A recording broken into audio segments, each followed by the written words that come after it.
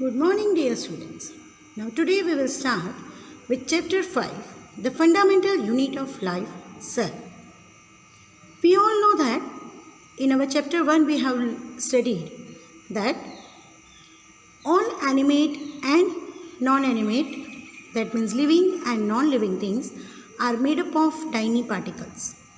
In first chapter, we have learned about the tiny particles present in non-animate things, and those tiny particles are called atom. Because of the tiny particles adjustment, the matter existed as solid, liquid and gas. That means each non-animate things consist of very tiny particles present in them, which is considered or which is termed as atom, and all this matter exists, or we can say depends on the atom present in them. In the same way, living organisms are also made up of very tiny particles which we know or which we say are cell. And that is why it is said that for all living beings, the basic thing is a cell, and so it is termed as fundamental unit of life, that is cell.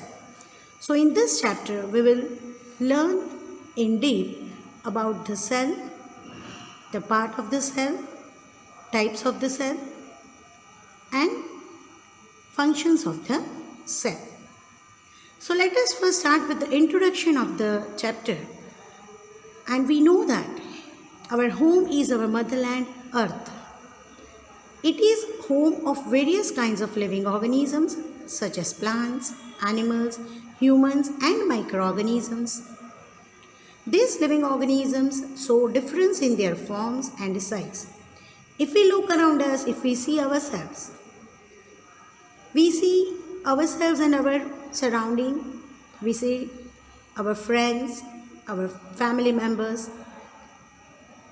even we see plants, we see animals with 4 legs, 6 legs, without legs, microorganisms not seen by naked eyes, need microscope to see them. So, when we see all around us, we find them in different size. Though all human beings have similar organs, 2 hands, 2 legs, 2 eyes, 2 ears, nose, same thing when we observe the animals, but we can see that their size are not same. And when we compare one organism with other, then their structure is also not same. So, from this we can say that living organisms show differences in their formation as well as their size. But they show the uniformity in their basic structure. But basically, if we'll see, or if we think in a deeper manner, then they all have a similarity, uniformity, and that is their basic structure is because of the tiny particles present in them. We can say they are very large in numbers, numerous particles, which is termed as cells. Numerous, this, and microscopic. That means very tiny, microscopic, which needs microscope to see them, and they are termed as cells. Where this word cell has come from? The word cell is derived from the Latin word cellula, which means a little room. As per the Latin language, cellula, it means a little room. And because of appearance of the cell as a room, it is termed as, these tiny particles are termed as cells.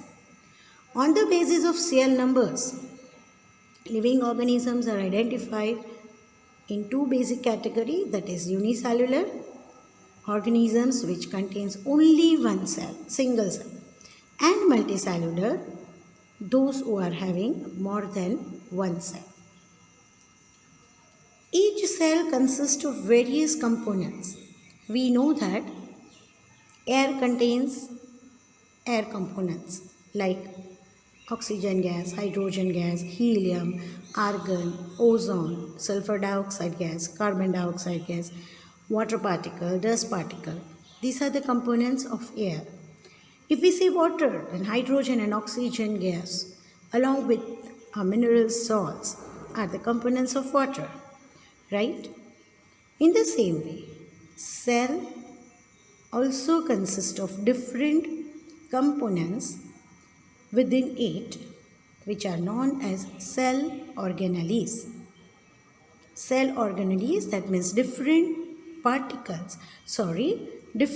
components present in the cell which are synthesized for different function in our cell. Each organism, whether unicellular or multicellular, each living organism, whether it is unicellular, having only one cell, or they are multicellular, having more than one cell, they carry out basic functions. We know that living organisms undergo many functions, but the basic functions we can say then they are nutrition.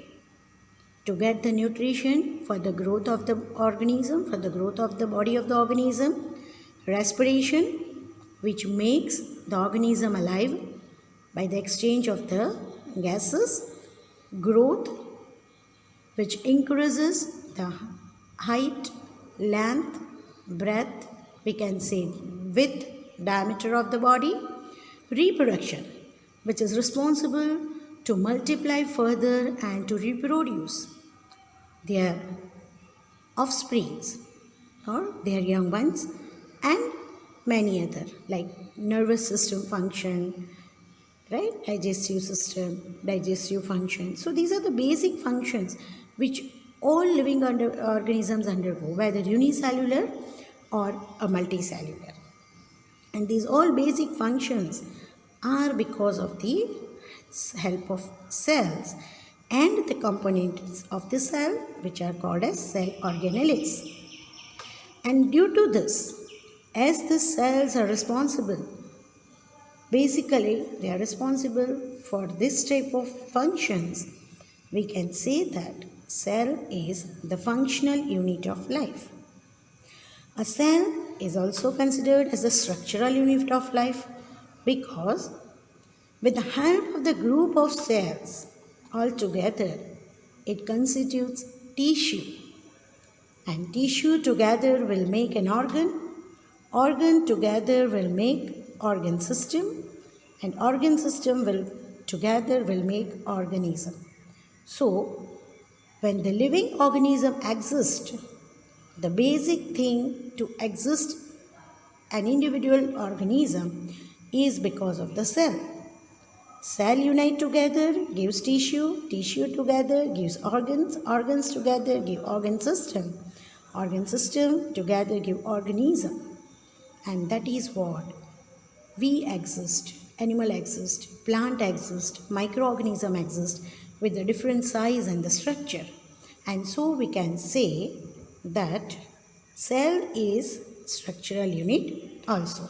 And so we can say the fundamental unit of life, a cell, is functional and structural unit. That means helpful in performing the basic functions as well as to give the structure and size to the organism.